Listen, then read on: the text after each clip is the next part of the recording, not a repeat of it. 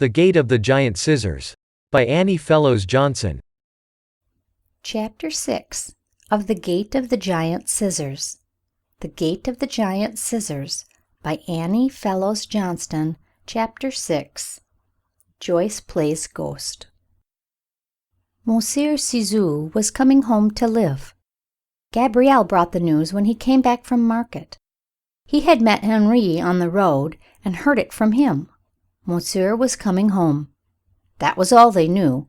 As to the day or the hour, no one could guess. That was the way with Monsieur, Henri said. He was so peculiar, one never knew what to expect. Although the work of opening the great house was begun immediately and a thorough cleaning was in progress from garret to cellar, Brossard did not believe that his master would really be at home before the end of the week. He made his own plans accordingly, although he hurried Henri relentlessly with the cleaning. As soon as Joyce heard the news, she made an excuse to slip away and ran down to the field to Jules. She found him paler than usual, and there was a swollen look about his eyes that made her think that maybe he had been crying.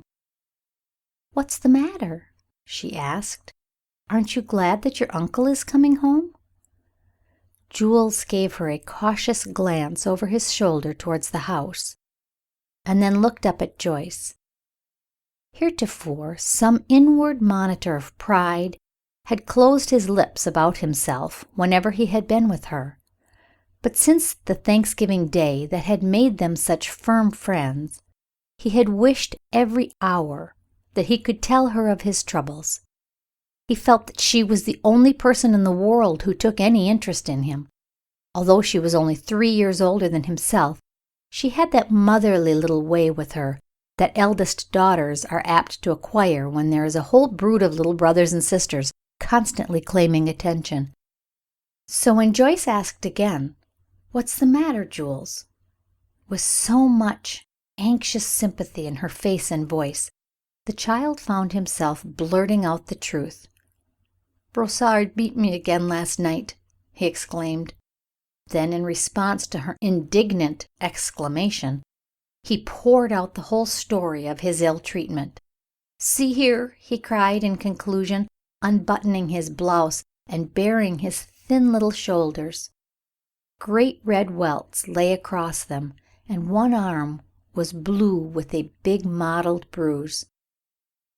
Joyce shivered and closed her eyes an instant to shut out the sight that brought the quick tears of sympathy. "Oh, you poor little thing!" she cried. "I'm going to tell Madame." "No, don't," begged Jules. "If Brossard ever found out that I told anybody, I believe that he would half kill me. He punishes me for the least thing. I had no breakfast this morning because I dropped an old plate and broke it." "Do you mean to say," cried Joyce, "that you have been out here in the field since sunrise without a bite to eat?" Jules nodded. "Then I'm going straight home to get you something." Before he could answer, she was darting over the fields like a little flying squirrel. "Oh, what if it were Jack?" she kept repeating as she ran. "Dear old Jack, beaten and starved, without anybody to love him or to say a kind word to him." The mere thought of such misfortune brought a sob. In a very few minutes Jules saw her coming across the field again, more slowly this time, for both hands were full, and without their aid she had no way to steady the big hat that flopped forward into her eyes at every step. Jules eyed the food ravenously. He had not known how weak and hungry he was until then. "It will not be like this when your uncle comes home," said Joyce as she watched the big mouthfuls disappear down the grateful little throat. Jules shrugged his shoulders, answering tremulously, "Oh, yes, it will be lots worse. Brossard says that my Uncle Martin has a terrible temper and that he turned his poor sister and grandfather out of the house one stormy night. Brossard says he shall tell him how troublesome I am, and likely he will turn me out too. Or if he doesn't do that, they will both whip me every day." Joyce stamped her foot. "I don't believe it," she cried indignantly. "Brossard is only trying to scare you. Your uncle is an old man now, so old that he must be sorry for the way he acted when he was young. Why, of course he must be," she repeated, "or he never would have brought you here when you were left a homeless baby. More than that, I believe he will be angry when he finds out how you have been treated. Maybe he will send Brossard away when you tell him." "I would not dare to tell him," said Jules, shrinking back at the bare suggestion. "Then I dare," cried Joyce with flashing eyes. "I'm not afraid of Brossard or Henri or your uncle or any man that I ever knew. What's more, I intend to march over here just as soon as your uncle comes home and tell him right before Brossard how you have been treated." Jules gasped in admiration of such reckless courage. "Seems to me Brossard himself would be afraid if you looked at him that way." Then his voice sank to a whisper. "Brossard is afraid of one thing. I've heard him tell Henri so, and that is ghosts. They talk about them every night when the wind blows hard and makes queer noises in the chimney. Sometimes they are afraid to put out their candles for fear some evil spirit might be in the room." "I'm glad he's afraid of something, the mean old thing!" exclaimed Joyce. For a few moments nothing more was said, but Jules felt comforted now that he had unburdened his long pent-up little heart. He reached out for several blades of grass and began idly twisting them around his finger. Joyce sat with her hands clasped over her knees and a wicked little gleam in her eyes that boded mischief. Presently she giggled as if some amusing thought had occurred to her, and when Jules looked up inquiringly, she began noiselessly clapping her hands together. "I've thought of the best thing," she said. "I'll fix old Brossard now. Jack and I have played ghost many a time, and have even scared each other while we were doing it because we were so frightful looking. We put long sheets all over us and went about with pumpkin jack-o'-lanterns on our heads. Oh, we looked awful, all in white with fire shining out of those hideous eyes and mouths. If I knew when Brossard was likely to whip you again, I'd suddenly appear on the scene and shriek out like a banshee and make him stop. Wouldn't it be lovely?" she cried, more carried away with the idea the longer she thought of it. "Why, it would be like acting our fairy story. You are the prince, and I will be the giant scissors and rescue you from the ogre. Now let me see if I can think of a rhyme for you to say whenever you need me." Joyce put her hands over her ears and began to mumble something that had no meaning whatever for Jules. "Ghost, post, roast, toast. No, that will never do. Need, speed, deed. No. Help, yelp.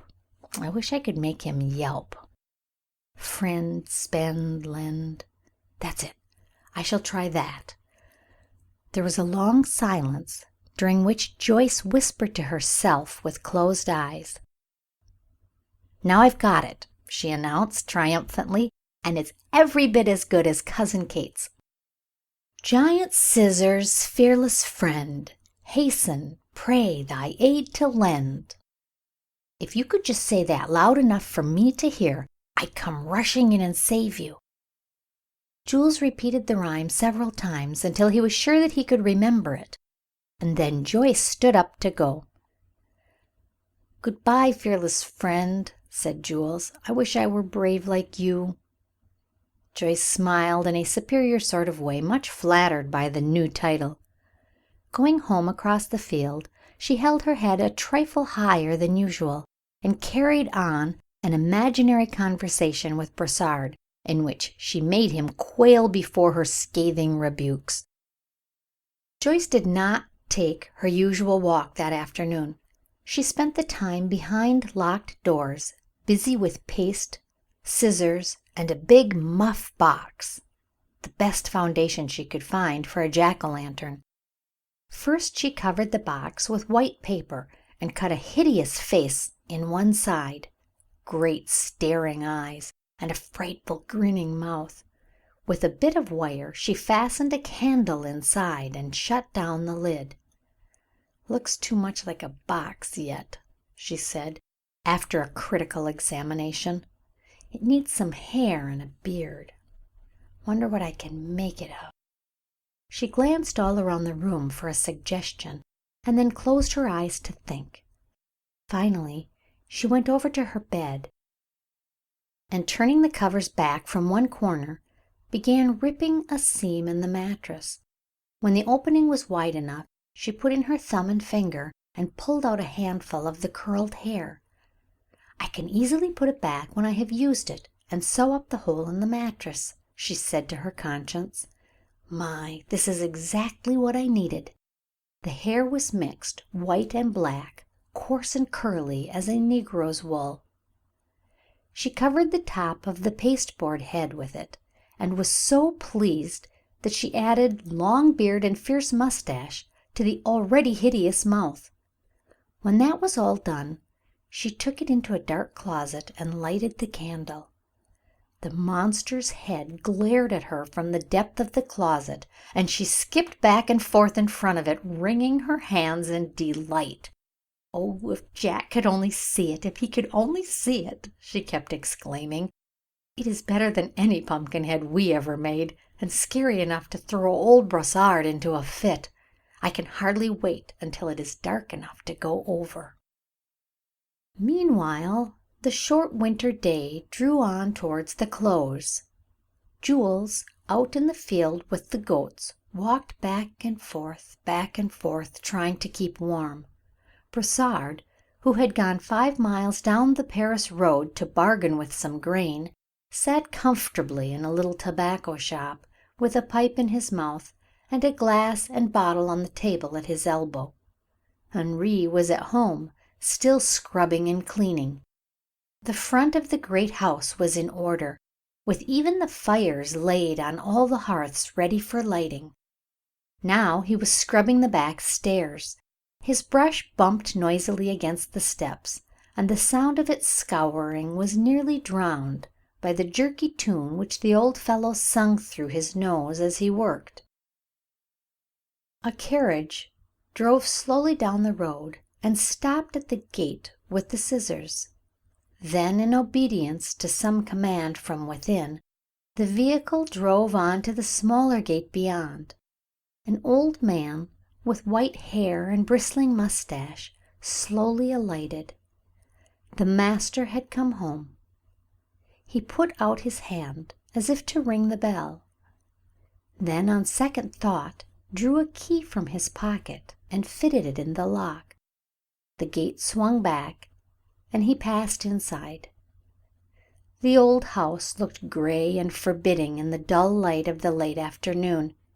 He frowned up at it, and it frowned down on him, standing there as cold and grim as itself. This was his only welcome. The doors and windows were all shut, so that he caught only a faint sound of the bump thump of the scrubbing brush as it accompanied Henri's high-pitched tune down the back stairs.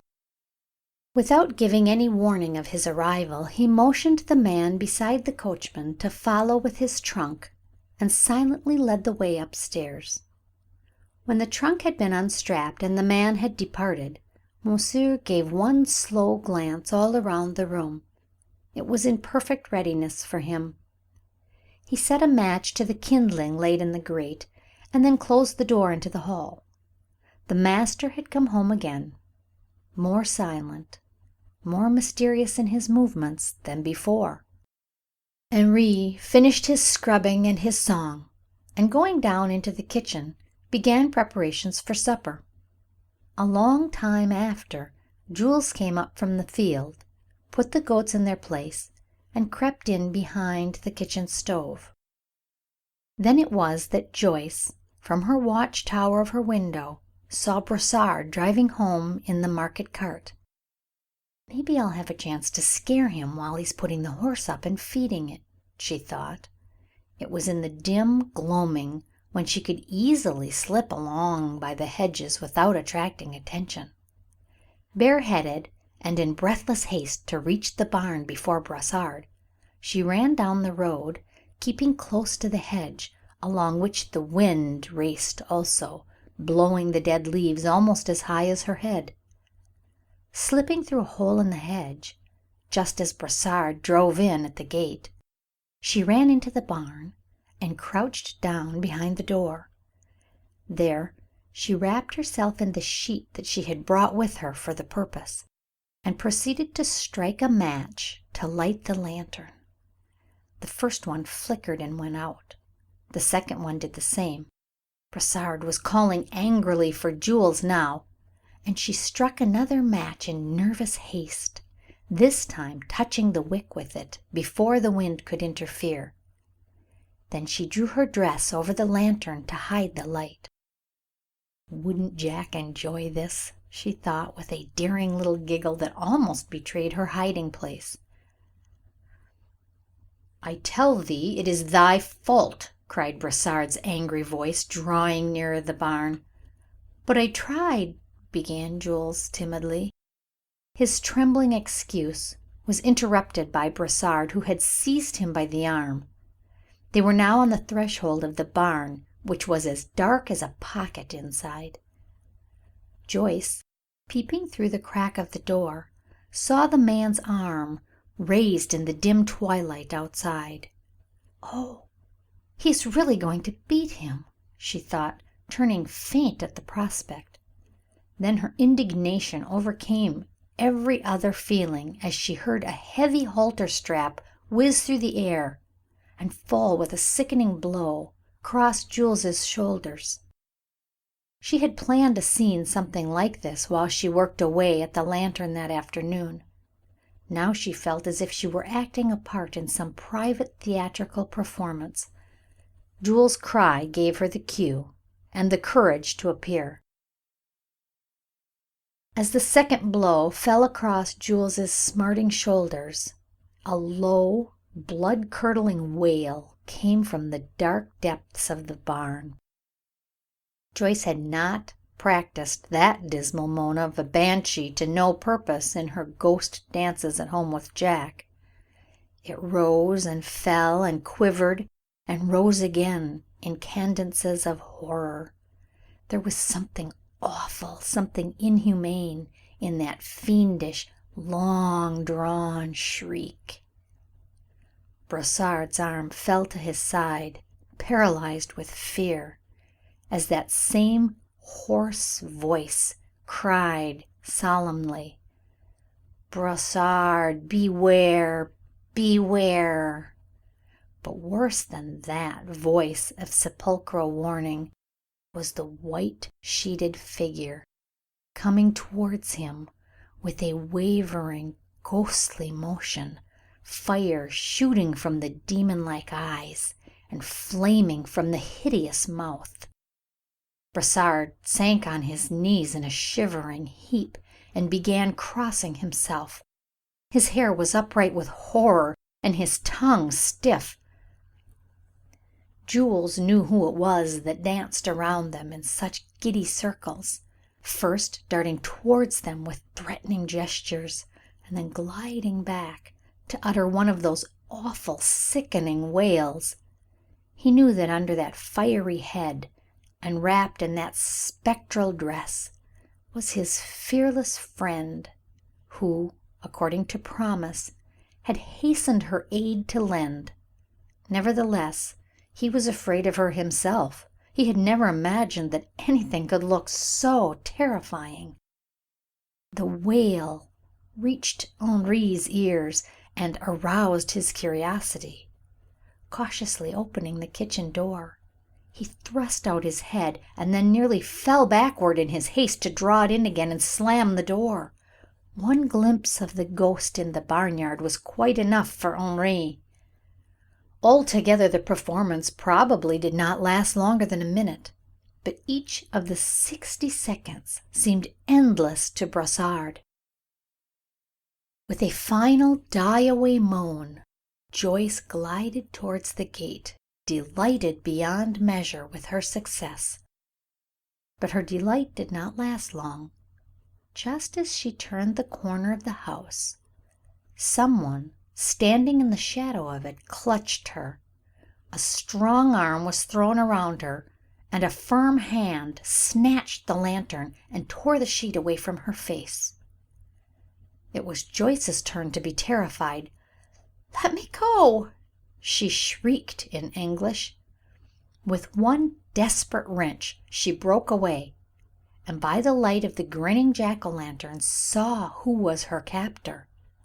She was face to face with Monseigneur Ciseaux. "What does this mean?" he asked severely. "Why do you come masquerading here to frighten my servants in this manner?" For an instant Joyce stood speechless. Her boasted courage had forsaken her. It was only for an instant, however, for the rhyme that she had made seemed to sound in her ears as distinctly as if Jules were calling to her. "Giant Scissors, fearless friend, hasten, pray, thy aid to lend." "I will be a fearless friend," she thought. Looking defiantly up into the angry face, she demanded, "Then why do you keep such servants? I came because they needed to be frightened, and I'm glad you caught me, for I told Jules that I should tell you about them as soon as you got home. Brossard has starved and beaten him like a dog ever since he has been here. I just hope that you will look at the stripes and bruises on his poor little back. He begged me not to tell, for Brossard said you would likely drive him away as you did your brother and sister. But even if you do, thy neighbors say that an orphan asylum would be a far better home for Jules than this has been. I hope you'll excuse me, monsieur. I truly do, but I'm an American, and I can't stand by and keep still when I see anybody being abused, even if I am a girl. And it isn't polite for me to talk so to older people." Joyce fired out the words as if they had been bullets, and so rapidly that monsieur could scarcely follow her meaning. Then, having relieved her mind, and fearing that maybe she had been rude in speaking so forcibly to such an old gentleman, she very humbly begged his pardon. Before he could recover from her rapid change in manner and her torrent of words, she reached out her hand, saying in the meekest of little voices, "And will you please give back those things, monsieur? The sheet is Madame Gréville's, and I've got to stuff that hair back in the mattress tonight." Monsieur gave them to her, still too astonished for words. He had never before heard any child speak in such a way. This one seemed more like a wild, uncanny little sprite than any of the little girls he had known heretofore. Before he could recover from his bewilderment, Joyce had gone. "Good night, monsieur," she called, as the gate clanged behind her. End of chapter 6. Recording by Sandra Estenson.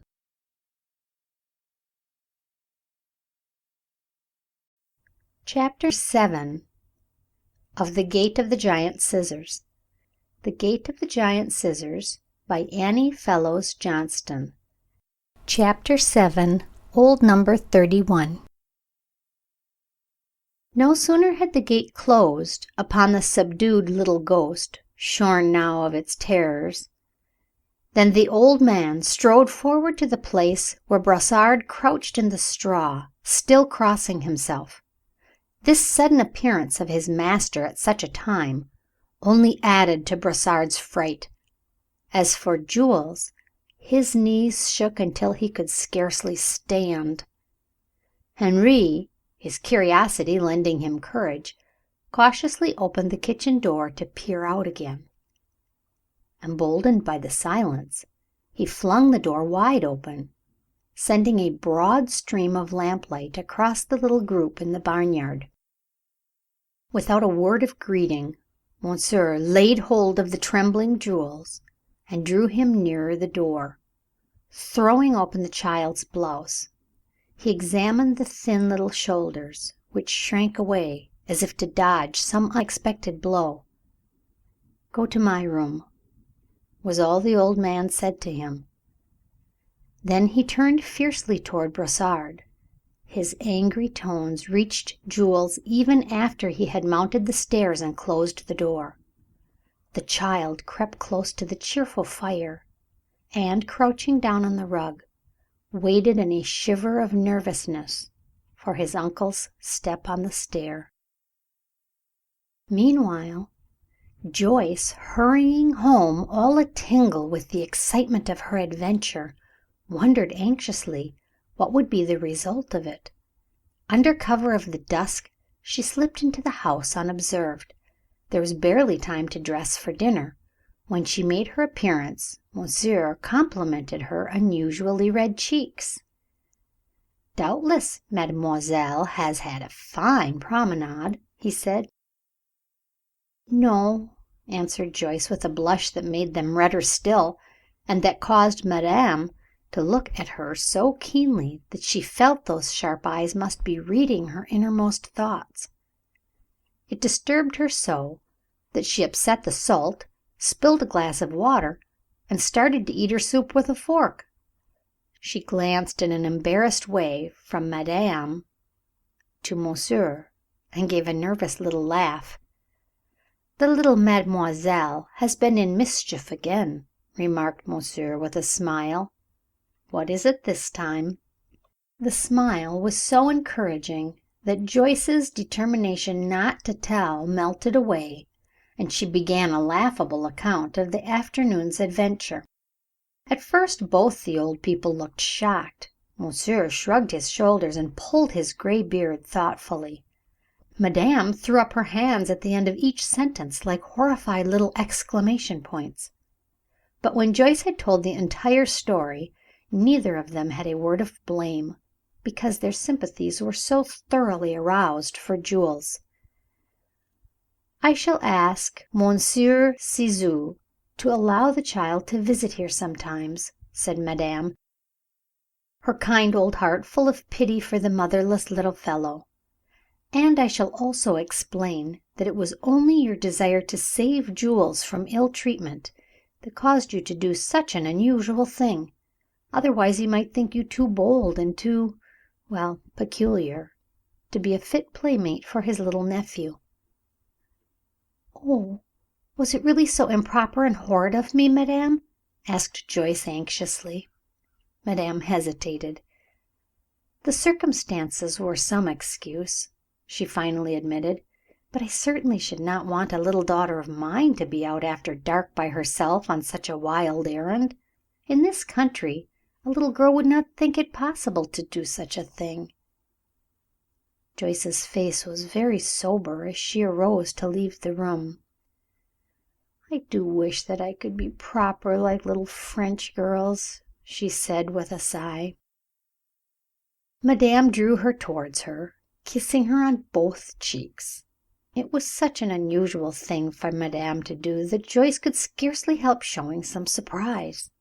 Feeling that the caress was an assurance that she was not in disgrace, as she had feared, she ran upstairs, so light-hearted that she sang on the way. As the door closed behind her, Monsieur reached for his pipe, saying as he did so, "She has a heart of gold, the little mademoiselle."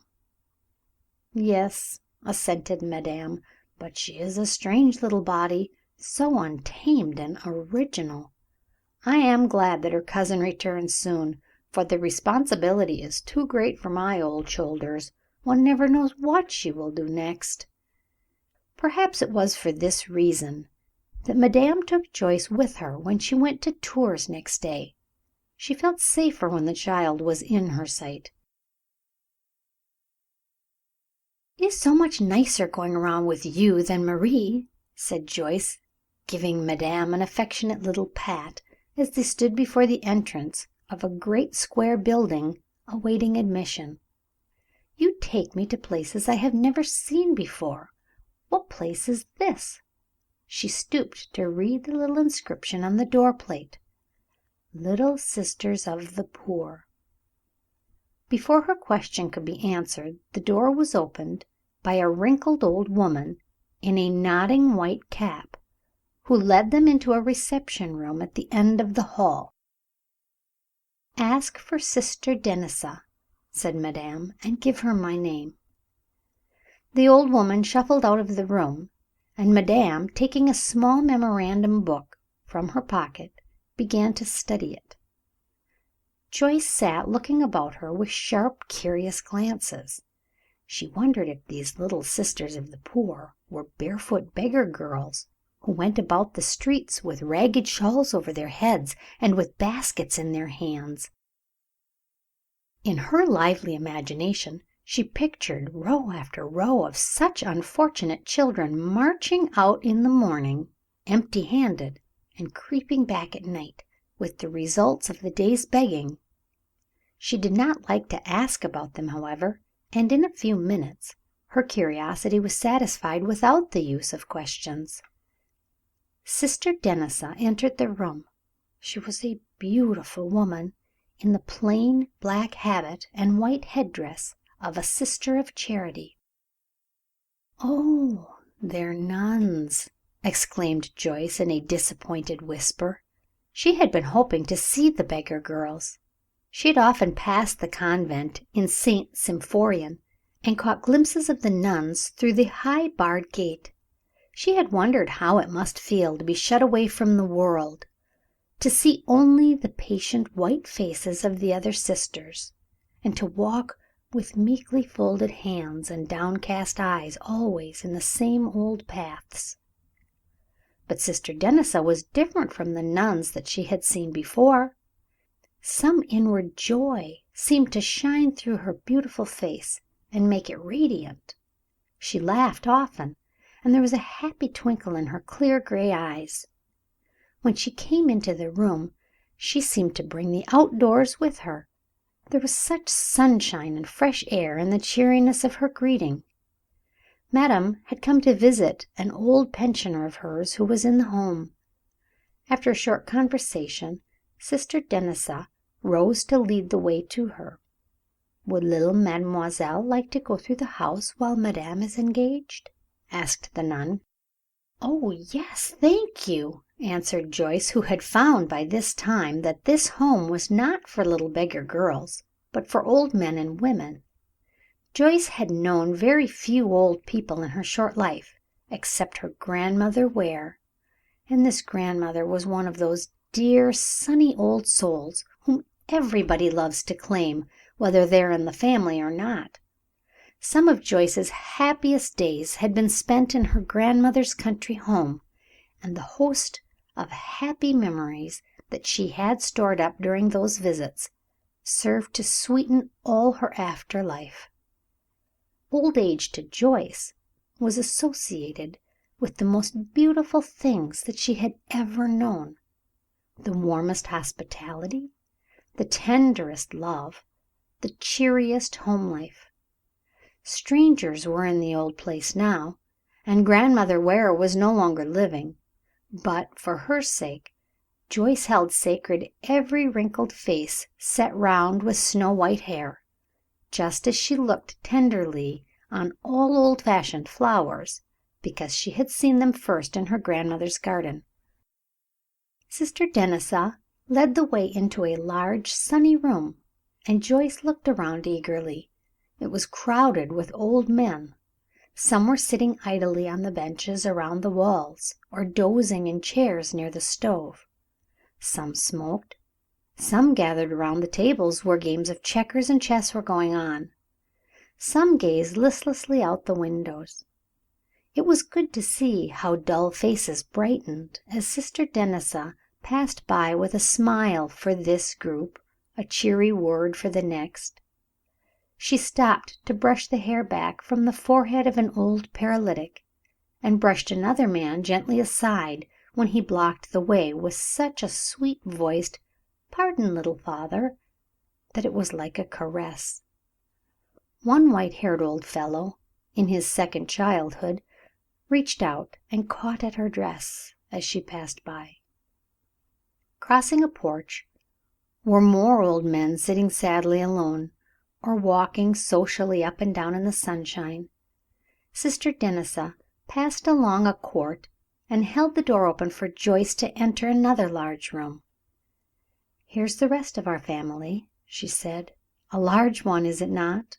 200 poor old people that nobody wants, and nobody cares what becomes of." Joyce looked around the room and saw on every hand old age that had nothing beautiful, nothing attractive. "Were they beggars when they were little?" she asked. "No, indeed," answered the nun. "That is the saddest part of it to me. Nearly all these poor creatures, as you see here, once had happy homes of their own. That pitiful old body over by the stove, shaking with palsy, was once a gay, rich countess. The invalid whom Madame visits was a marquis. It would break your heart, mademoiselle, to hear the stories of some of these people, especially those who have been cast aside by ungrateful children to whom their support has become a burden. Several of these women have prosperous grandchildren to whom we have appealed in vain. There's no cruelty that hurts me like such cruelty to old age." Just then another nun came into the room, said something to Sister Denis in a low voice, and glided out like a silent shadow, her rosary swaying back and forth with every movement of her clinging black skirts. "I'm needed upstairs," said Sister Denis, turning to Joyce. "Will you come up and see the sleeping rooms?" They went up the freshly scrubbed steps to a great dormitory, where against the bare walls stood long rows of narrow cots. They were all empty except one at the farthest end, where an old woman lay with her handkerchief across her eyes. "Poor old number 31," said Sister Denis. "She seems to feel her unhappy position more than anyone in the house. The most of them are thankful for mere bodily comfort, satisfied with food and shelter and warmth. But she is continually pining for her old home surroundings. Will you not come and speak to her in English? She married a countryman of yours and lived over 30 years in America. She speaks of that time as the happiest in her life. I'm sure that you can give her a great deal of pleasure." "Is she ill?" said Joyce, timidly drawing back as the nun started across the room. "No, I think not," was the answer. "She says she can't bear to be herded in one room with all those poor creatures like a flock of sheep with nothing to do but wait for death. She's always been accustomed to having a room of her own, so that her greatest trial is having no privacy. She must eat, sleep, and live with 100 other old women always around her. She comes up here to bed whenever she can find the slightest ache for an excuse, just to be by herself. I wish that we could give her a little spot that she could call her own and shut the door on and feel alone. But it cannot be," she added with a sigh. "It taxes our strength to the utmost to give them all even a bare home." By this time they had reached the cot, over the head of which hung a card bearing the number 31. "Here's a little friend to see you, grandmother," said Sister Denis, placing a chair by the bedside and stooping to smooth back the locks of silvery hair that had strayed out from under the coarse white nightcap. Then she passed quickly on to her other duties, leaving Joyce to begin the conversation as best she could. The old woman looked at her sharply with piercing dark eyes, which must have been beautiful in their youth. The intense gaze embarrassed Joyce, and to break the silence she hurriedly stammered out the first thing that came to her mind. "Are you ill today?" The simple question had a startling effect on the old woman. She raised herself on one elbow and reached out for Joyce's hand, drawing her eagerly nearer. "Ah!" she cried, "you speak the language that my husband taught me to love, and the tongue my little children lisped. But they are all dead now, and I've come back to my native land to find no home but the one that charity provides." Her words ended in a wail, and she sank back on her pillow. "And this is my birthday," she went on. 73 years old, and a pauper, cast out to the care of strangers." The tears ran down her wrinkled cheeks, and her mouth trembled pitifully. Joyce was distressed. She looked around for Sister Denis, but saw that they were alone, they two, in the great bare dormitory with its long rows of narrow white cots. The child felt utterly helpless to speak a word of comfort, although she was so sorry for the poor lonely old creature that she began to cry softly to herself. She leaned over, and taking one of the thin blue-veined hands in hers, patted it tenderly with her plump little fingers. "I ought not to complain," said the trembling voice, still broken by sobs. "We have food and shelter and sunshine, and the sisters. Ah, that little Sister Denis, she is indeed a smile of God to us all. But at 73, one wants more than a cup of coffee and a clean handkerchief. One wants something besides a bed, and being just number 31 among 200 other paupers." "I am so sorry," exclaimed Joyce, with such heartfelt earnestness that the sobbing woman felt the warmth of her sympathy and looked up with a brighter face. "Talk to me," she exclaimed. "It has been so long since I have heard your language." While she obeyed, Joyce kept thinking of her grandmother Ware. She could see her outdoors among her flowers, the dahlias and touch-me-nots, the 4 o'clocks and the cinnamon roses, taking such pride and pleasure in her sweet posy beds. She could see her beside the little table on the shady porch, making tea for some old neighbor who had dropped in to spend the afternoon with her. Or she was asleep in her armchair by the western window, her Bible in her lap and a smile on her sweet kindly face. How dreary and empty the days must seem to poor old number 31, with none of these things to brighten them. Joyce could scarcely keep the tears out of her voice while she talked. Later, when Sister Denis came back, Joyce was softly humming a lullaby, and number 31, with a smile on her pitiful old face, was sleeping like a little child. "Will you come again, dear mademoiselle?" said Sister Denis as she kissed the child good-bye at the door. "You have brought a blessing. May you carry one away as well." Joyce looked inquiringly at Madame.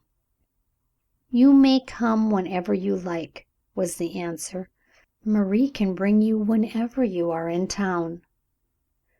Joyce was so quiet on the way home that Madame feared the day had been too fatiguing for her. "No," said Joyce soberly, "I was only thinking about poor old number 31. I am sorrier for her than I was for Jules. I used to think that there was nothing so sad as being a little child without any father or mother and having to live in an asylum. I've often thought how lovely it would be to go round and find a beautiful home for every little orphan in the world. But I believe now that it is worse to be old that way. Old people can't play together, and they haven't anything to look forward to, and it makes them so miserable to remember all the things that they have had and lost. If I had enough money to adopt anybody, I would adopt some poor old grandfather or grandmother and make 'em happy all the rest of their days." End of chapter 7. Recording by Sandra Estenson. Chapter 8 of The Gate of the Giant Scissors. The Gate of the Giant Scissors by Annie Fellows Johnston. Chapter 8. Christmas Plans and an Accident. That night, when Marie came in to light the lamps and brush Joyce's hair before dinner, she had some news to tell. "Brossard has been sent away from the Ciseaux place," she said. "A new man is coming tomorrow, and my friend Clotilde Robard has already taken the position of housekeeper. She says that a very different life has begun for little Monsieur Jules, and that in his fine new clothes one could never recognize the little goatherd.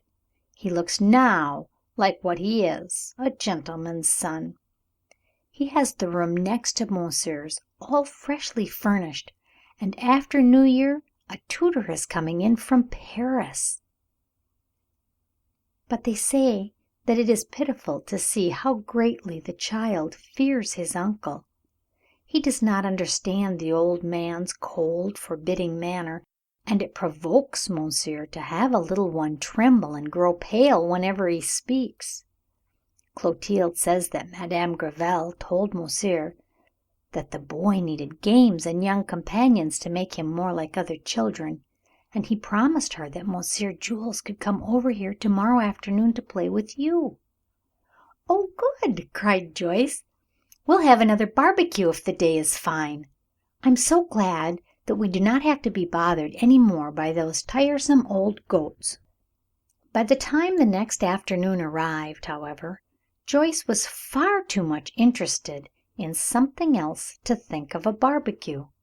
Cousin Kate had come back from Paris with a trunk full of pretty things and a plan for the coming Christmas.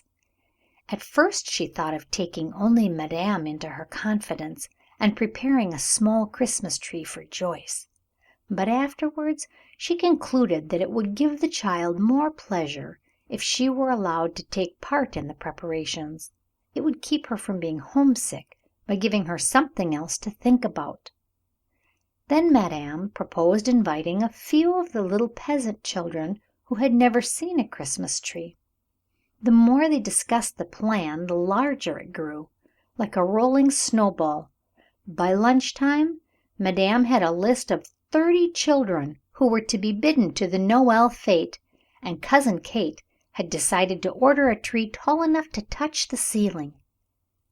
When Jules came over, awkward and shy with the consciousness of his new clothes, he found Joyce sitting in the midst of yards of gaily colored tarlatan.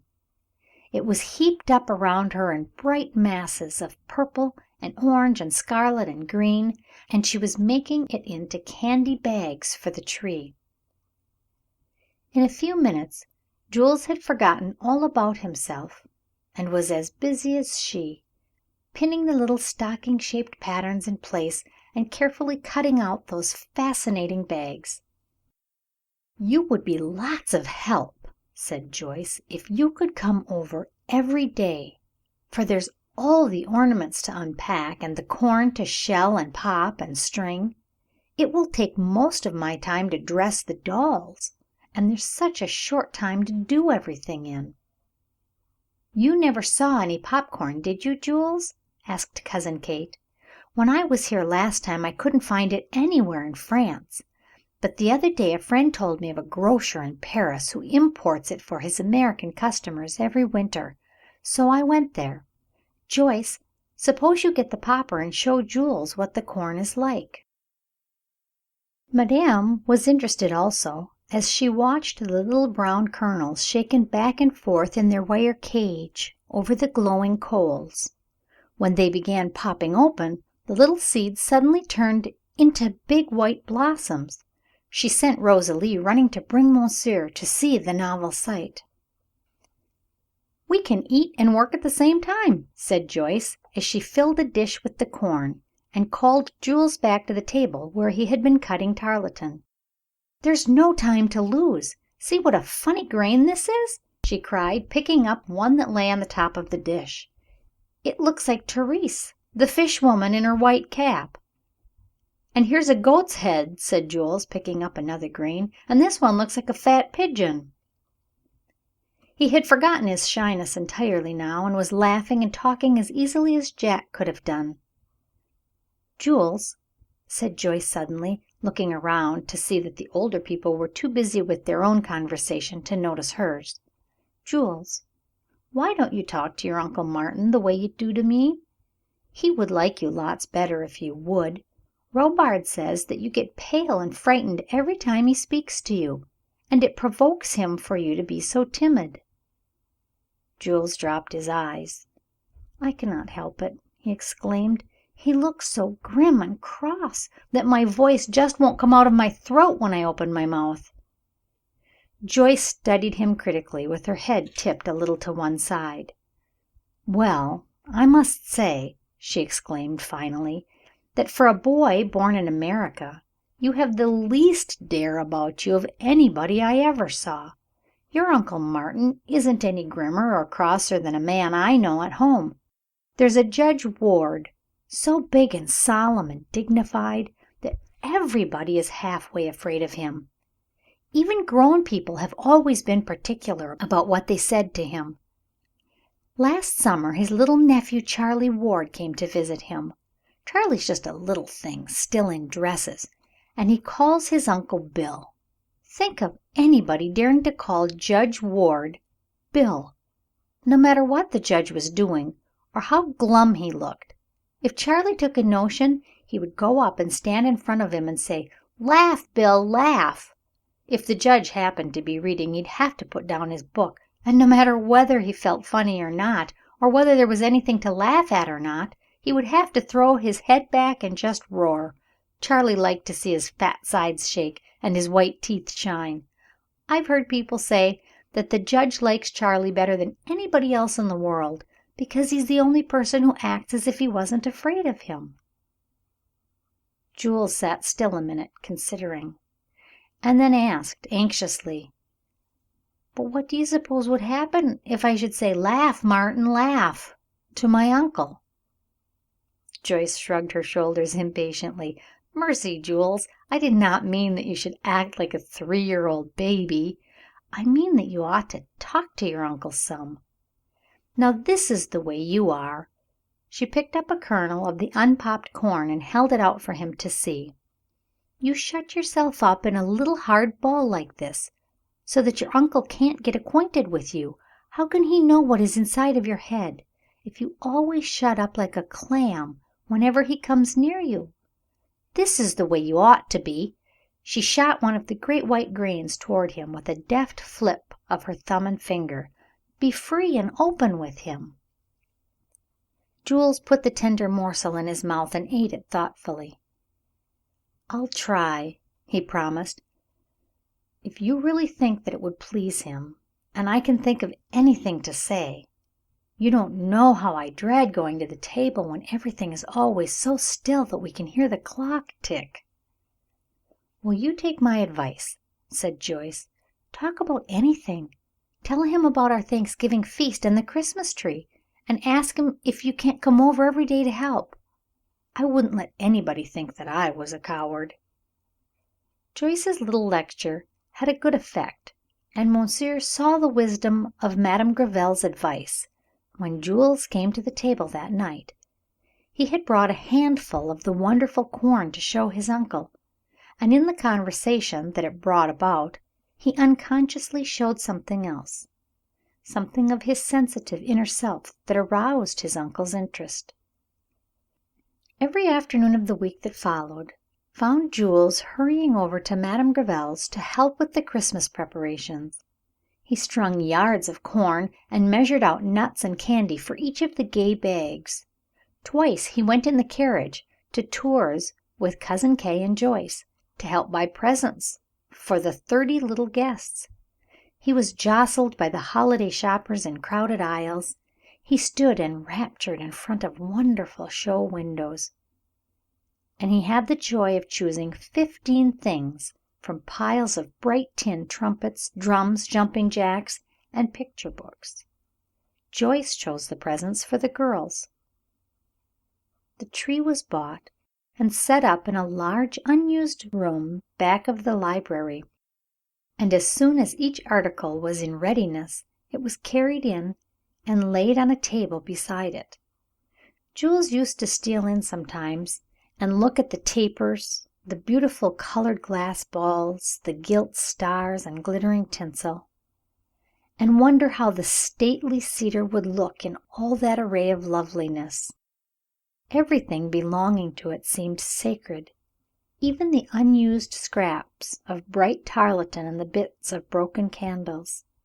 He would not let Marie sweep them up to be burned, but gathered them carefully into a box and carried them home.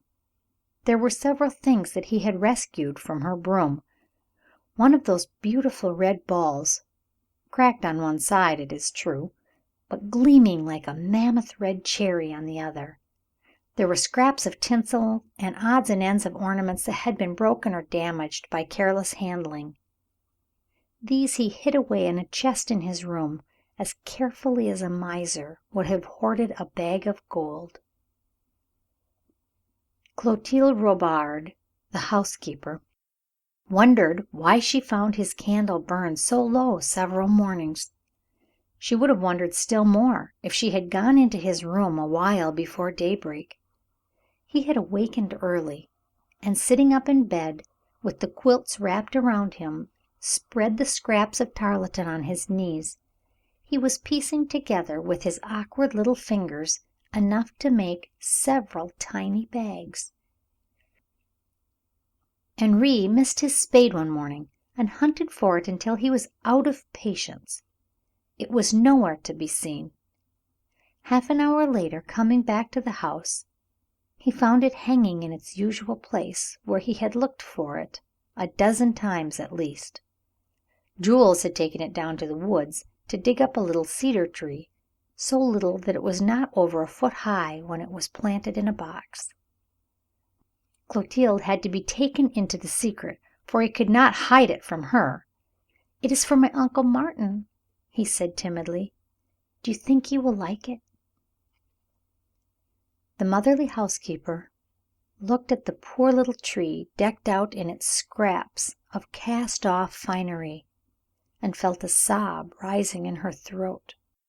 But she held up her hands with many admiring exclamations that made Jules glow with pride. "I have no beautiful white strings of popcorn to hang over it like wreaths of snow," he said, "so I am going down the lane for some mistletoe that grows in one of the highest trees. The berries are like lovely white wax beads." "You are a good little lad," said the housekeeper kindly, as she gave his head an affectionate pat. "I shall have to make something to hang on that tree myself. Some gingerbread figures, maybe. I used to know how to cut out men and horses and pigs, nearly all the animals. I must try it again some day soon." A happy smile spread all over Jules' face as he thanked her. The words, "You are a good little lad," sent a warm glow of pleasure through him and rang like music in his ears all the way down the lane. How bright the world looked this frosty December morning!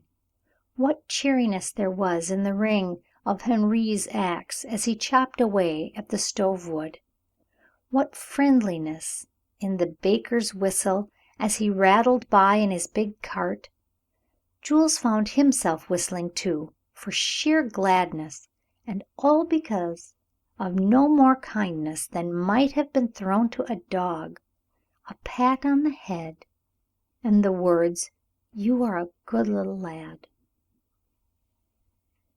Some time after, it may have been 2 hours or more, Madame Gréville was startled by a wild, continuous ringing of the bell at her front gate. Somebody was sending peal after peal echoing through the garden with quick, impatient jerks of the bell wire. She hurried out herself to answer the summons. Bertha had already shot back the bolt and showed Clotilde leaning against the stone post, holding her fat sides and completely exhausted by her short run from the Ciseaux house. "Will Madame send Gabriel for the doctor?" she cried, gasping for breath at every word. "The little Monsieur Jules has fallen from a tree and is badly hurt. We do not know how much, for he is still unconscious, and his uncle is away from home. Henri found him lying under a tree with a big bunch of mistletoe in his arms.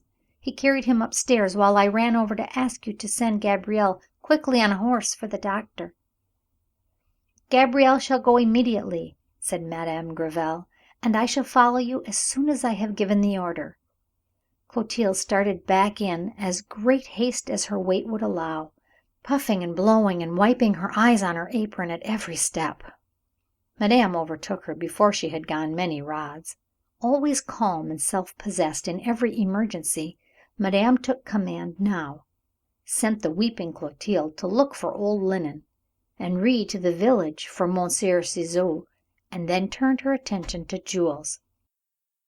"To think," said Clotilde, coming to the room, "that the last thing the poor little lamb did was to show me his Christmas tree that he was making ready for his uncle." She pointed to the corner where it stood, decked by awkward boyish hands in its pitiful collection of scraps. "Poor little fellow," said Madame, with tears in her own eyes. "He has done the best he could. Put it in the closet, Clotilde. Jules would not want it to be seen before Christmas." Madame stayed until the doctor had made his visit. Then the report that she carried home was that Jules had regained consciousness, and that as far as could be discovered his only injury was a broken leg. Joyce took refuge in the pear tree. It was not alone because Jules was hurt that she wanted to cry, but because they must have the Noël fête without him. She knew how bitterly he would be disappointed. End of chapter 8. Recording by Sandra Estenson.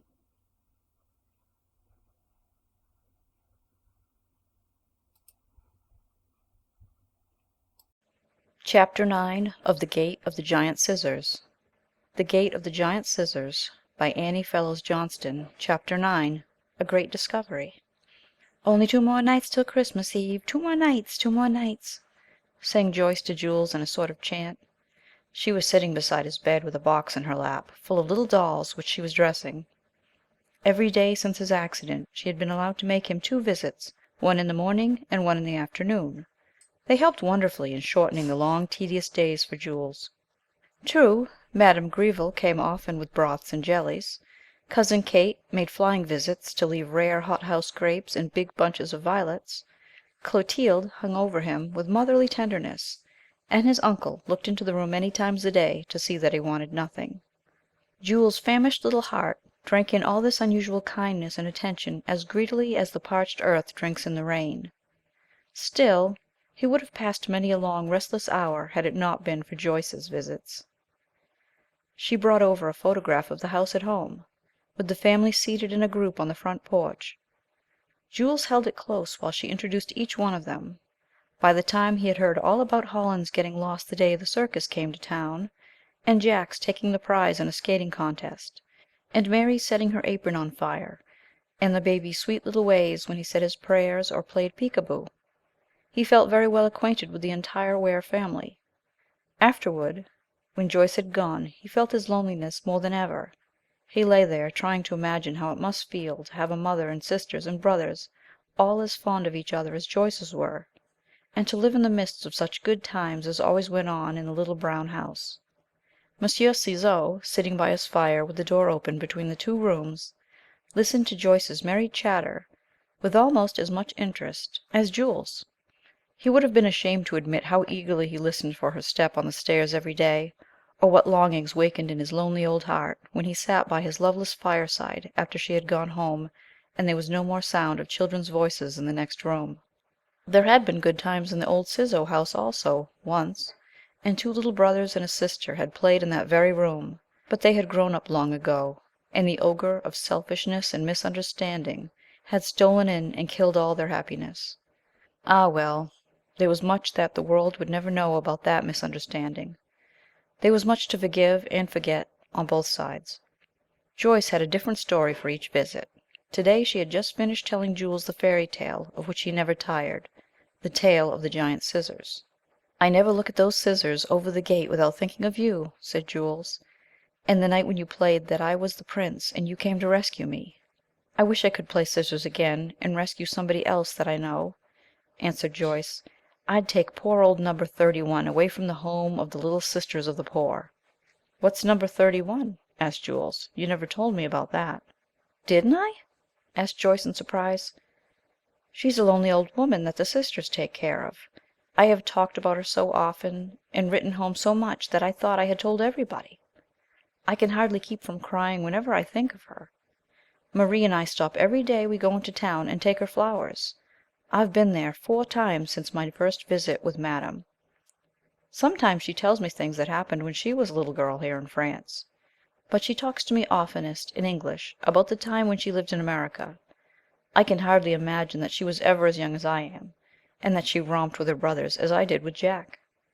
"Tell some of the things that she told you," urged Jules, so Joyce began repeating all that she knew about number 31. It was a pathetic little tale that brought tears to Jules's eyes and a dull pain to the heart of the old man who listened in the next room. "I wish I were rich," exclaimed Joyce impulsively as she finished. "I wish I had a beautiful big home, and I would adopt her for my grandmother. She should have a great lovely room where the sun shines in all day long, and it would be furnished in rose color like the one that she had when she was a girl. I'd dress her in gray satin and soft white lace. She has the prettiest silvery hair and beautiful dark eyes. She would make a lovely grandmother, and I would have a maid to wait on her, and there'd be mignonette always growing in boxes on the window sill. Every time I came back from town I'd bring her a present just for a nice little surprise, and I'd read to her and sing to her, and make her feel that she belonged to somebody, so that she'd be happy all the rest of her days. Yesterday, while I was there, she was holding a little cut glass vinaigrette. It had a big D engraved on the silver top. She said that it was the only thing that she had left except her wedding ring, and that it was to be Sister Denis's when she was gone. The D stands for both their names. Hers is Désir. She said the vinaigrette was too precious to part with as long as she lives, because her oldest brother gave it to her on her 12th birthday, when she was exactly as old as I am. Isn't Désir a pretty name?" "Mademoiselle," called Monsieur Ciseaux from the next room. "Mademoiselle, will you come? Will you tell me what name was that? Désir, did you say?" There was something so strange in the way he called that name Désir, almost like a cry, that Joyce sprang up startled and ran into the next room. She had never ventured inside before. "Tell me again what you were telling Jules," said the old man. 73 years, did you say? And how long has she been back in France?" Joyce began to answer his rapid questions, but stopped with a frightened cry as her glance fell on a large portrait hanging over the mantel. "There she is!" she cried excitedly, dancing up and down, as she pointed to the portrait. "There she is! That's number 31, her very own self!" "You are mistaken!" cried the old man, attempting to rise from his chair, but trembling so that he could scarcely pull himself up on his feet. "That is a picture of my mother, and Désir is dead, long dead." "But it is exactly like number 31, I mean Madame Désir," persisted Joyce. Monsieur looked at her wildly from under his shaggy brows, and then, turning away, began to pace up and down the room. "I had a sister once," he began. "She would have been 73 this month, and her name was Désir." Joyce stood motionless in the middle of the room, wondering what was coming next. Suddenly, turning with a violence that made her start, he cried, "No, I can never forgive. She has been dead to me nearly a lifetime. Why did you tell me this, child? Out of my sight. What is it to me if she is homeless and alone? Go, go!" He waved his hand so wildly in motioning her away that Joyce ran out of the room and banged the door behind her. "What do you suppose is the matter with him?" asked Jules in a frightened whisper, as they listened to his heavy tread back and forth, in the next room. Joyce shook her head. "I don't know for sure," she answered, hesitatingly, "but I believe that he's going crazy." Jules' eyes opened so wide that Joyce wished she had not frightened him. "Oh, you know that I didn't mean it," she said reassuringly. The heavy tread stopped, and the children looked at each other. "What can he be doing now?" Jules asked anxiously. Joyce tiptoed across the room and peeped through the keyhole. "He is sitting down now by the table with his head on his arms. He looks as if he might be crying about something." "I wish he didn't feel bad," said Jules, with a swift rush of pity. "He has been so good to me ever since he sent Brossard away. Sometimes I think that he must feel as much alone in the world as I do. because all his family are dead too. Before I broke my leg I was making him a little Christmas tree, so that he need not feel left out when we had the big one. I was getting mistletoe for it when I fell. I can't finish it now, but there's 5 pieces of candle on it, and I'll get Clotilde to light them when the fête is going on, so that I'll not miss the big tree so much. Oh, nobody knows how much I want to go to that fête. Sometimes it seems more than I can bear to have to stay away." "Where is your tree?" asked Joyce. "May I see it?" Jules pointed to the closet. "It's in there," he said proudly. "I trimmed it with pieces that Marie swept up to burn. Oh, shut the door, quick!" he cried excitedly as a step was heard in the hall. "I don't want anyone to see it before the time comes." The step was Henri's. He had come to say that Marie was waiting to take mademoiselle home. Joyce was glad of the interruption. She could not say anything in praise of the poor little tree, and she knew that Jules expected her to. She felt relieved that Henri's presence made it impossible for her to express any opinion. She bade Jules good bye gaily, but went home with such a sober little face that Cousin Kate began to question her about her visit. Madame, sitting by the window with her embroidery frame, heard the account also. Several times she looked significantly across at Cousin Kate over the child's head. "Joyce," said Cousin Kate, "you have had so little outdoor exercise since Jules' accident that it would be a good thing for you to run around in the garden a while before dark." Joyce had not seen Madame's glances, but she felt vaguely that Cousin Kate was making an excuse to get rid of her. She was disappointed, for she thought that her account of Monsieur's queer actions and Jules' little tree would have made a greater impression on her audience. She went out obediently, walking up and down the paths with her hands in her jacket pockets, and her red tam o' shanter pulled down over her eyes. The big white cat followed her, ran on ahead, and then stopped, arching its back as if waiting for her to stroke it. Taking no notice of it, Joyce turned aside to the pear tree and climbed up among the highest branches. The cat rubbed against the tree, mewing and purring by turns, then sprang up in the tree after her. She took the warm furry creature in her arms and began talking to it. "Oh, Solomon," she said, "what do you suppose is the matter over there? My poor old lady must be Monsieur's sister, or she couldn't have looked exactly like that picture, and he would not have acted so queerly. What do you suppose is it that he can never forgive? Why did he call me in there, and then drive me out in such a crazy way, and tramp around the room, and put his head down on his arms as if he were crying?" Solomon purred louder and closed his eyes. "Oh, you dear comfortable old thing!" exclaimed Joyce, giving the cat a shake. "Wake up and take some interest in what I'm saying.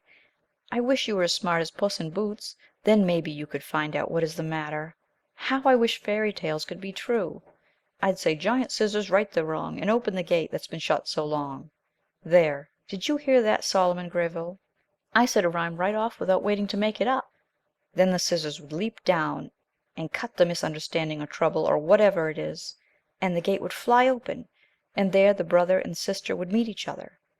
All the unhappy years would be forgotten, and they'd take each other by the hand, just as they did when they were little children, Martin and Désir, and go into the old home together on Christmas Day in the morning." Joyce was half singing her words now, as she rocked the cat back and forth in her arms. "And then the scissors would bring Jules a magnificent big tree, and he'd never be afraid of his uncle any more. Oh, they'd all have such a happy time on Christmas Day in the morning." Joyce had fully expected to be homesick all during the holidays, but now she was so absorbed in other people's troubles, in her daydreams to make everybody happy, that she forgot all about herself. She fairly bubbled over with the peace and goodwill of the approaching Christmastide, and rocked the cat back and forth in the pear tree to the tune of a happy old time carol. A star or two twinkled out through the gloaming, and looking up beyond them through the infinite stretches of space, Joyce thought of a verse that she and Jack had once learned together one rainy Sunday at her grandmother Ware's, sitting on a little stool at the old lady's feet.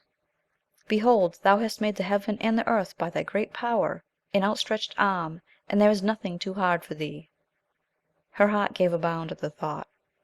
Why should she be sitting there longing for fairy tales to be true, when the great hand that had set the stars to swinging could bring anything to pass, could even open that long closed gate and bring the brother and sister together again, and send happiness to little Jules? Joyce lifted her eyes again and looked up out past the stars. "Oh, if you please, God," she whispered, "for the little Christ child's sake." When Joyce went back to the house, Cousin Kate sat in the drawing room alone. Madame had gone over to see Jules, and did not return until long after dark. Bertha had been in 3 times to ask Monsieur if dinner should be served, before they heard her ring at the gate. When she finally came, there was such an air of mystery about her that Joyce was puzzled. All that next morning, too, the day before Christmas, it seemed to Joyce as if something unusual were afloat. Everybody in the house was acting strangely. Madame and Cousin Kate did not come home to lunch. She had been told that she must not go to see Jules until afternoon, and the doors of the room where the Christmas tree was kept had all been carefully locked. She thought that the morning would never pass. It was nearly 3 o'clock when she started over to see Jules. To her great surprise, as she ran lightly up the stairs to his room, she saw her Cousin Kate hurrying across the upper hall with a pile of rose-colored silk curtains in her arms. Jules tried to raise himself up in the bed as Joyce entered, forgetting all about his broken leg in his eagerness to tell the news. "Oh, what do you think?" he cried. "They said that I might be the one to tell you. She is Uncle Martin's sister, the old woman you told about yesterday, and he is going to bring her home to-morrow." Joyce sank into a chair with a little gasp at the suddenness of his news. She had not expected this beautiful ending of her daydreams to be brought about so soon, although she had hoped that it would be some time. "How did it all happen?" she cried with a beaming face. "Tell me about it, quick!" "Yesterday afternoon Madame came over soon after you left. She gave me my wine jelly, and then she went into Uncle Martin's room and talked for the longest time. After she had gone, he did not eat any dinner, and I think he must have sat up all night, for I heard him walking around every time that I waked up. Very early this morning Madame came back again, and Monsieur Greville was with her. They drove with Uncle Martin to the Little Sisters of the Poor. I don't know what happened out there, only that Aunt Désiré is to be brought home to-morrow. Your Cousin Kate was with them when they came back, and they had brought all sorts of things with them from Tours. She is in there now, making Aunt Désiré's room look like it did when she was a girl." "Oh, isn't it lovely!" exclaimed Joyce. "It is better than all the fairy tales that I have ever read or heard. Almost too good to be true." Just then Cousin Kate called her, and she ran across the hall. Standing in the doorway, she looked all around the freshly furnished room, that glowed with the same soft, warm pink that colors the heart of a shell. "How beautiful!" cried Joyce, glancing from the rose on the dressing table to the soft curtains of the windows, which all opened towards the morning sun.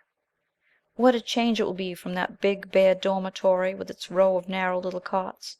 She tiptoed around the room, admiring everything, and smiling over the happiness in store for poor old number 31, when she should find herself in the midst of such loveliness. Joyce's cup of pleasure was so full that it brimmed over when they turned to leave the room. Cousin Kate slipped an arm around her and kissed her softly on the forehead. "You dear little fairy tale lover," she said, "do you know that it is because of you that this dessert was blossomed? If you had never made all those visits to the Little Sisters of the Poor, and had never won old Madame Désiré's love and confidence by your sympathy, if you had never told Jules the story of the giant scissors, and wished so loud that you could fly to her rescue, old Monsieur would never have known that his sister is living. Even then I doubt if he would have taken this step and brought her back home to live, if your stories of your mother and the children had not brought his own childhood back to him. He said that he used to sit there hour after hour and hear you talk of your life at home, until some of its warmth and love crept into his own frozen old heart and thawed out its selfishness and pride." Joyce lifted her radiant face and looked towards the half-opened window as she caught the sound of chimes. Across the Loire came the deep-toned voice of a cathedral bell, ringing for vespers. "Listen!" she cried. "Peace on earth, good will. Oh, Cousin Kate, it really does seem to say it. My Christmas has begun the day before." End of chapter 9.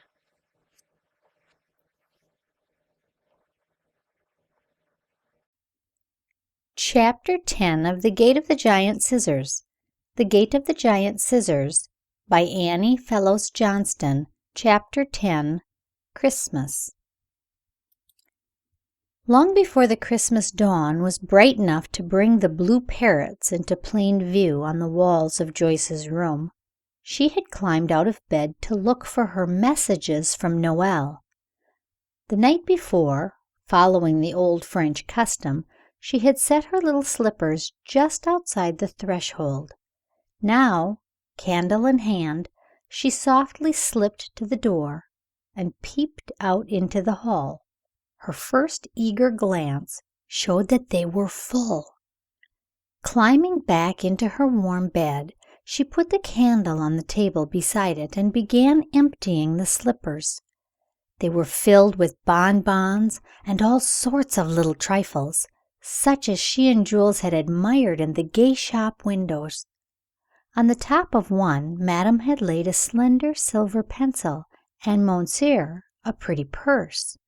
On the other was a pair of little wooden shoes, fastened like the ones that Jules had worn when she first knew him. They were only half as long as her thumb, and wrapped in a paper on which was written that Jules himself had whittled them out for her, with Henri's help and instructions. "What little darlings!" exclaimed Joyce. "I hope he will think as much of the scrapbook that I made for him as I do of these. I know that he will be pleased with the big microscope that Cousin Kate bought for him." She spread all the things out on the table and gave the slippers a final shake. A red morocco case, no larger than $half fell out of the toe of one of them.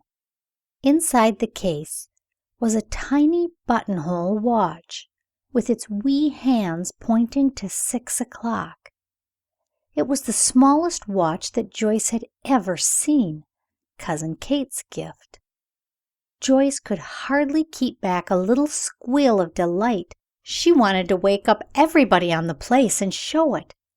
Then she wished that she could be back in the brown house, showing it to her mother and the children. For a moment, as she thought of them, sharing the pleasure of their Christmas stockings without her, a great wave of homesickness swept over her, and she lay back on the pillow with that miserable, far-away feeling that of all things makes one most desolate. Then she heard a rapid tick, tick, tick, tick of the little watch and was comforted. She had not realized before that time could go so fast. Now 30 seconds were gone, then 60. At this rate it could not be such a very long time before they would be packing their trunks to start home. So Joyce concluded not to make herself unhappy by longing for the family, but to get as much pleasure as possible out of this strange Christmas abroad. That little watch seemed to make the morning fly. She looked at it at least 20 times an hour. She had shown it to everyone in the house and was wishing that she could take it over to Jules for him to see when Monsieur Ciseaux's carriage stopped at the gate. He was on his way to the Little Sisters of the Poor and had come to ask Joyce to drive with him to bring his sister home. He handed her into the carriage as if she had been a duchess, and then seemed to forget that she was beside him, for nothing was said all the way. As the horses spun along the road in the keen morning air, the old man was busy with his memories. His head dropped forward on his breast. The child watched him, entering into this little drama as sympathetically as if she herself were the forlorn old woman and this silent, white-haired man at her side were Jack. Sister Denis came running out to meet them, her face shining and her eyes glistening with tears. "It is for joy that I weep," she exclaimed, "that poor Madame should have come to her own again. See the change that has already been made in her by the blessed news." Joyce looked down the corridor as Monsieur hurried forward to meet the old lady coming towards them and to offer his arm. Hope had straightened the bowed figure. Joy had put luster into her eyes and strength into her weak frame. She walked with such proud stateliness that the other inmates of the house looked up at her in surprise as she passed. She was no more like the tearful, broken-spirited woman who had lived among them so long than her threadbare dress was like the elegant mantle which monsieur had brought to fold around her. Joyce had brought a handful of roses to Sister Denis, who caught them up with a cry of pleasure and held them against her face, as if they carried with them some sweetness of another world. Madame came up then, and taking the nun in her arms, tried to thank her for all she had done, but could find no words for a gratitude so deep, and turned away sobbing. They said good-bye to Sister Denis, brave little sister of the poor, whose only joy was the pleasure of unselfish service, who had no time to even stand at the gate and be glad witness of other people's Christmas happiness, but must hurry back to her morning task of dealing out coffee and clean handkerchiefs to 200 old paupers. No, there were only 199 now. Down the streets, across the Lorry, into the old village and out again, along the wide Paris road. One of them was going home. The carriage turned and went for a little space between brown fields and closely clipped hedgerows, and then Madame saw the windows of her old home flashing back the morning sunlight over the high stone wall. Again the carriage turned, into the lane this time, and now the sunlight was caught up by the scissors over the gate and thrown dazzlingly down into their faces. Monsieur smiled as he looked at Joyce, a tender, gentle smile that one would have supposed never could have been seen on those harsh lips. She was almost standing up in the carriage in her excitement. "Oh, it has come true!" she cried, clasping her hands together. "The gates are really opening at last." Yes, the ogre, whatever may have been its name, no longer lived. Its spell was broken, for now the giant scissors no longer barred the way. Slowly the great gate swung open and the carriage passed through. Joyce sprang out and ran on ahead to open the door. Hand in hand, just as when they were little children, Martin and Desire, this white-haired brother and sister, went back to the old home together, and it was Christmas Day in the morning. At 5 o'clock that evening, the sound of Gabrielle's accordion went echoing up and down the garden, and 30 little children were marching to its music along the paths between the rows of blooming laurel. Joyce understood now why the room where the Christmas tree stood had been so carefully locked. For 2 days that room had been empty, and the tree had been standing in Monsieur Ciseaux's parlor. Cousin Kate and Madame and Berthe and Marie and Gabrielle had all been over there, busily at work, and neither she nor Jules had suspected what was going on downstairs. Now she marched with the others out of the garden and across the road, keeping time to the music of the wheezy old accordion that Gabrielle played so proudly. Surely every soul in all that long procession filing through the gate of the giant scissors belonged to the kingdom of loving hearts and gentle hands, for they were all children who passed through, or else mothers who carried in their arms the little ones who but for these faithful arms must have missed this Noel fete. Jules had been carried downstairs and laid on a couch in the corner of the room, where he could see the tree to its best advantage. Beside him sat his great aunt Desire, dressed in a satin gown of silvery gray that had been her mother's, and looking as if she had just stepped out from the frame of the portrait upstairs. She held Jules's hand in hers, as if with it she grasped the other Jules, the little brother of the olden days, for whom this child had been named. And she told him stories of his grandfather and his father. Then Jules found that his Aunt Desire had known his mother, had once sat on the vine-covered porch while he ran after fireflies on the lawn in his little white dress, and heard the song the voice still sang to him in his dreams: "Till the stars and the angels come to keep their watch where my baby lies fast asleep." When she told him this, with her hand stroking his and folding it tight with many tender little claspings, he felt that he had found a part of his old home too, as well as his Aunt Desire. One by one the tapers began to glow on the great tree, and when it was all ablaze, the doors were opened for the children to flock in. They stood about the room, bewildered at first, for not one of them had ever seen such a sight before, a tree that glittered and sparkled and shone, that bore stars and rainbows and snow wreaths and gay toys. At first they only drew deep, wondering breaths and looked at each other with shining eyes. It was all so beautiful and so strange.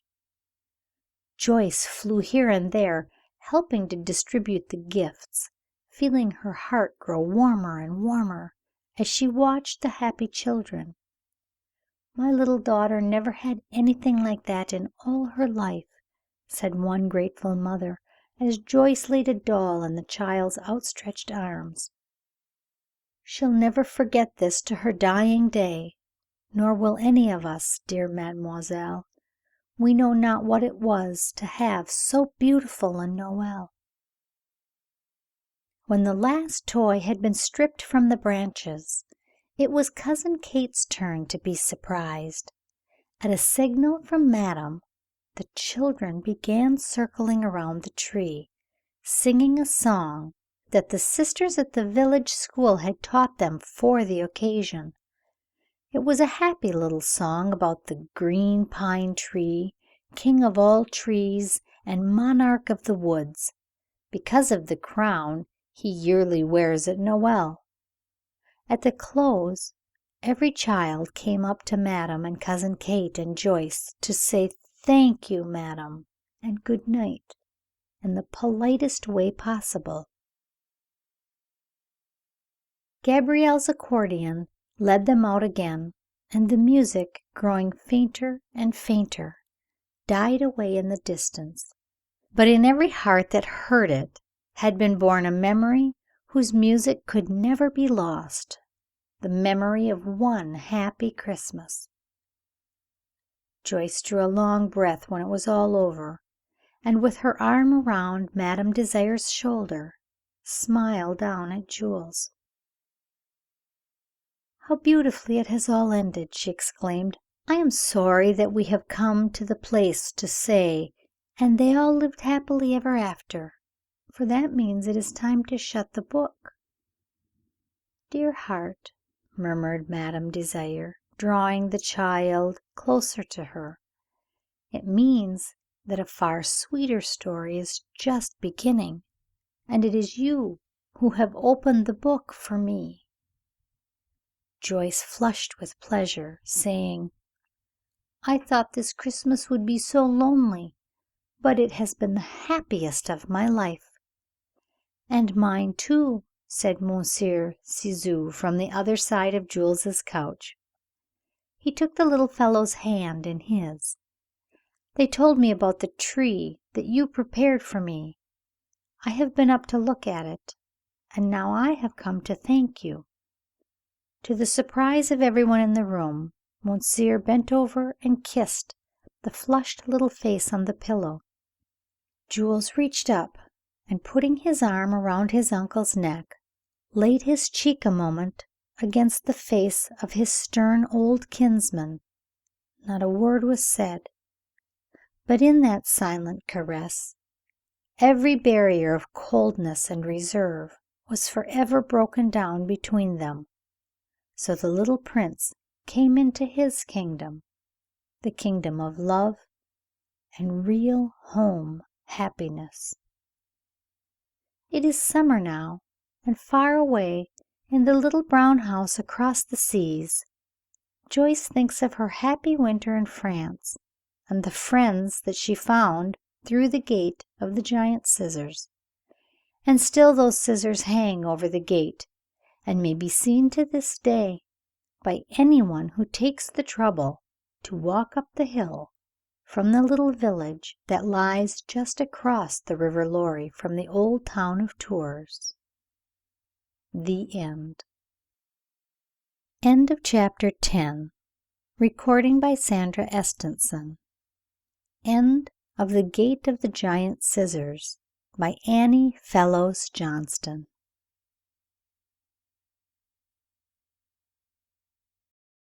Please like and subscribe for more audiobooks.